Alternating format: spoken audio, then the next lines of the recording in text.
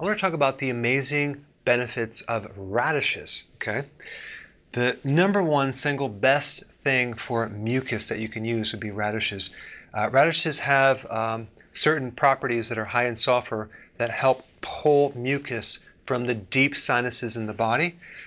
You could even make a cocktail out of juicing the radish, ginger, and lemon, okay? Now, you talk about the ultimate roto-rooter on steroids. One time, I'd say about 11 years ago, I had this serious sinus infection and I wanted to clean my body out. So I took daikon radish and I juiced about 11 to 12 ounces of daikon radish, okay? And I drank it really fast. Now, the daikon radish is very spicy, it's very hot.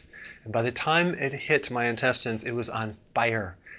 So you want to use a little bit of radish, ginger, and lemon, and you don't need 11 ounces, you just need a little bit, okay? And you can dilute it with water, drink it down, plug your nose, and it will clean out your mucus from your body. It's a great cleansing thing. It's great for the liver, it's wonderful for the kidney, it's good for the gallbladder.